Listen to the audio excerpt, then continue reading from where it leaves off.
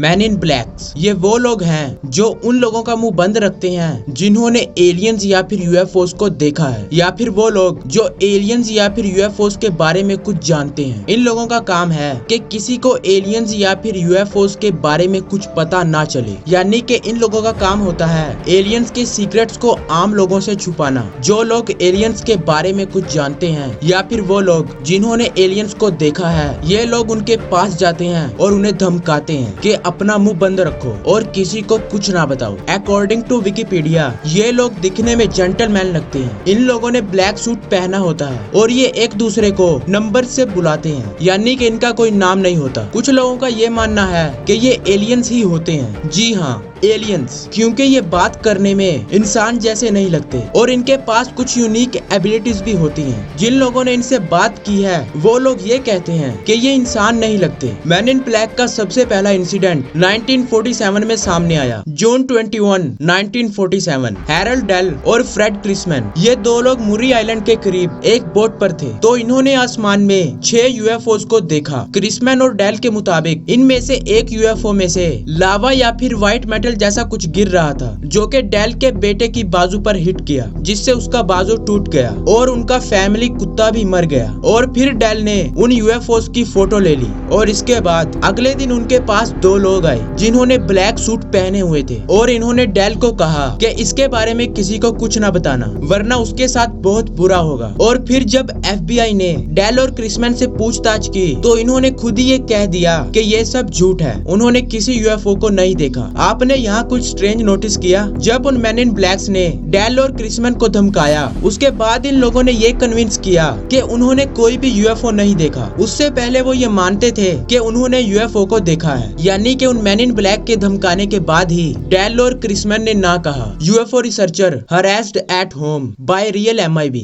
UFO researcher Jack Robinson और उनकी wife Mary, उन्होंने कुछ अजीब एक्सपीरियंस किया। उन्होंने ये एक्सपीरियंस किया कि उन्हें हर रोज कोई छुप छुप कर देखता है और उन पर नजर रख रहा है। और ये उन्होंने तब से एक्सपीरियंस किया जब से उन लोगों ने एलियंस और यूएफओस पर रिसर्च करना शुरू की। उन्होंने ये एक्सपीरियंस किया कि वो जब भी बाहर से घर वापस आते थे तो उनके घर को देखकर ऐसा लगता था जैसा कि कोई उनकी गैर मौजूदगी में यहाँ आया था। और उनकी एलियंस और यूएफओस की फाइल्स को देखकर भी ऐसा लगता था जैसा कि किसी ने इन फाइल्स के साथ छेड़खानी की है, यानी कि उनकी गैर मौजूदगी में कोई उनके घर आता था और जो वो एलियंस और यूएफओस पर रिसर्च करते हैं वो उन्हें देखता था। तो फिर मैरी ने अपने अपार्टमेंट के सामने एक ब्लैक सूट पहने इंसान को नोटिस किया। मैरी को उस इंसान पर शक था। मैरी ने यह सब अपने दोस्त को बताया जिसका नाम था टिम ग्रीन बैकली। और फिर उसके दोस्त ने उस इंसान का फोटो लिया जो उनकी जासूसी कर रहा था, और ये है वो फोटो। इस फोटो में ये जो ब्लैक सूट पहना इंसान है यही वो मैन इन ब्लैक है जो उनकी जासूसी कर रहा था। The doctor threatened by the man in black. Doctor Albert के बेंडर काफी इंटेलिजेंट रिसर्चर थे। 1955 में उन्हें यूएफओ से रिलेटेड कुछ इन्फॉर्मेशन पता चली जो कि वो बहुत जल्द पब्लिश करने वाले थे। लेकिन फिर बेंडर के पास 3 लोग आए जिन्होंने ब्लैक सूट पहना हुआ था और उन्होंने बेंडर को वार्न किया कि इसे पब्लिश मत करना। उसके बाद बेंडर काफी डर गया और उन्होंने अपनी रिसर्च को भी रोक दिया जो वो यूएफओस पर कर रहे थे। जो लोग बेंडर को जानते थे उन लोगों ने ये कहा कि डॉक्टर बेंडर अब बदल चुके हैं, वो हमेशा परेशान रहते हैं और उन्हें काफी बार अननोन नंबर से कॉल आती है। और फिर 2002 में उनकी मौत हो गई। Radio personality harassed by MIB। Danny Gordon एक रेडियो पर्सनैलिटी थी जिसे यूएफओस में काफी इंटरेस्ट था। वो उन लोगों को इन्वेस्टिगेट करती थी जिन्होंने यूएफओस को देखा था। एक बार एक स्कूल बस के स्टूडेंट्स ने एक शॉपिंग मॉल के ऊपर यूएफओ को देखा, तो डैनी गॉर्डन ने उस यूएफओ की फोटो ले ली। और फिर जब उस फोटो को वेरीफाई किया गया तो ये पता चला कि उस फोटो में वो ऑब्जेक्ट यानी कि यूएफओ वो हमारी दुनिया का नहीं है। और फिर गॉर्डन के साथ कुछ अजीब होने लगा। उसे एक फोन कॉल रिसीव हुआ जिस कॉल में एक इंसान उसे वार्न कर रहा था कि वो अपनी रिसर्च को रोक दे, वरना उसकी फैमिली को खतरा हो सकता है। और गॉर्डन का 2 लोगों ने इंटरव्यू भी लिया था जिन्होंने ब्लैक सूट पहना था, जो कि ये क्लेम करते थे कि वो किसी मैगजीन के लिए काम करते हैं। और फिर जब वो 2 लोग गॉर्डन का इंटरव्यू ले रहे थे तो इंटरव्यू के बाद गॉर्डन ने ये नोटिस किया कि उसकी सारी इंफॉर्मेशन और फोटोज मिसिंग है। उसकी सारी इंफॉर्मेशन जो उसने यूएफओ यूएफओस की इकट्ठा की थी और उसकी सारी फोटोज जो उसने यूएफओस की ली थी वो गायब हो गई। उस इंटरव्यू के बाद गॉर्डन ने उस मैगजीन वालों को कांटेक्ट किया और उन दो लोगों के बारे में पूछा और उन्होंने कहा कि वो तो किसी भी ऐसे दो लोगों को नहीं जानते जिन्होंने गॉर्डन का इंटरव्यू लिया था। और फिर गॉर्डन ने इस इंसिडेंट के बाद अपनी रिसर्च को रोक दिया। Actor Dan Aykroyd show shut down by MIB।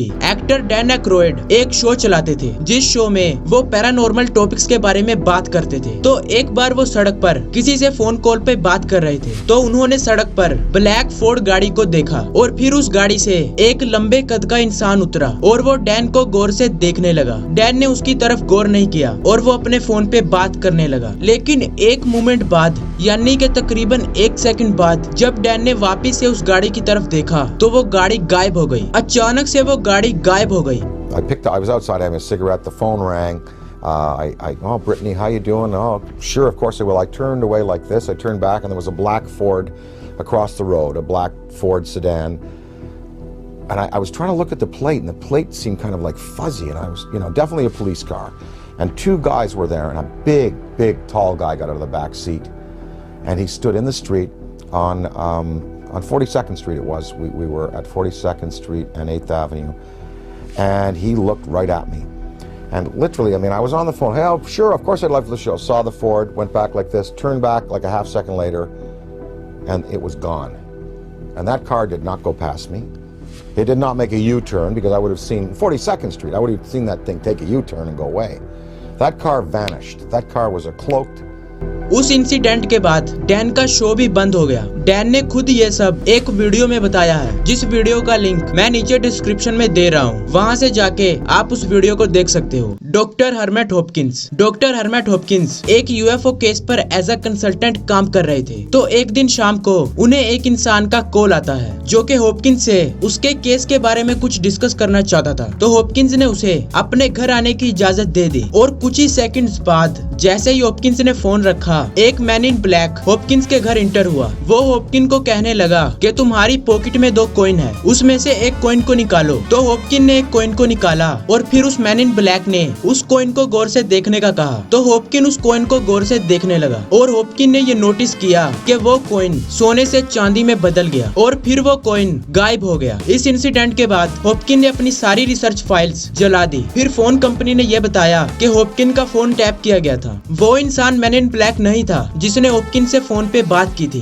दरअसल मैन इन ब्लैक उनके फोन को टैप कर रहा था। Man in black caught on camera. 3 जनवरी को 3:33 पर एक सिक्योरिटी कैमरा ने मैन इन ब्लैक को कैप्चर किया। ये मैन इन ब्लैक एक इंसान से मिलने आया था जिसका नाम था लियम। लियम अपने ऑफिस में बैठा अपने कंप्यूटर के सामने काम कर रहा था और सडनली उसके ऑफिस का दरवाजा नॉक हुआ। लियम ने उसे अंदर आने को कहा और फिर वो इंसान अंदर आया। उस इंसान ने ब्लैक कलर का सूट पहना था और एक ब्लैक चश्मा पहना था। तो लियम ने उस मैन इन ब्लैक के साथ हाथ मिलाया और उसे बैठने को कहा, लेकिन वो मैन इन ब्लैक खड़ा रहा और लियम को देखता रहा। और फिर लियम के साथ कुछ ऐसा हुआ जो आप आगे देखने वाले हो। लियम के कोलीग ने यह बताया कि वो लियम को इतना तो नहीं जानता था, लेकिन कुछ हफ्ते पहले लियम ने अपने सोशल मीडिया पे कुछ क्रैश साइट्स की फोटोज डाली थी और उसके कोलीग ने यह कहा कि ये सब उन फोटोज की वजह से हुआ है और ये है वो फुटेज जो आप देख सकते हो।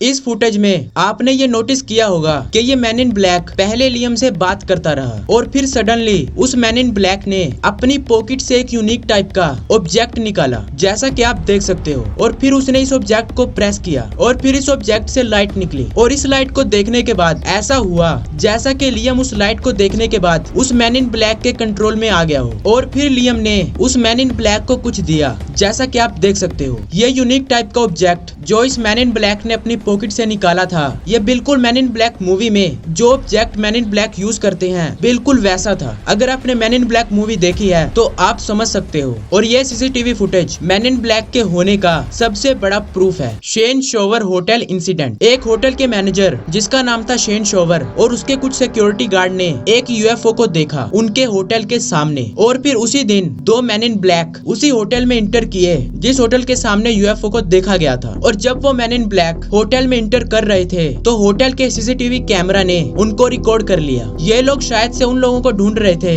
जिन लोगों ने उस यूएफओ को देखा था और ये है वो फुटेज जो आप देख सकते हो।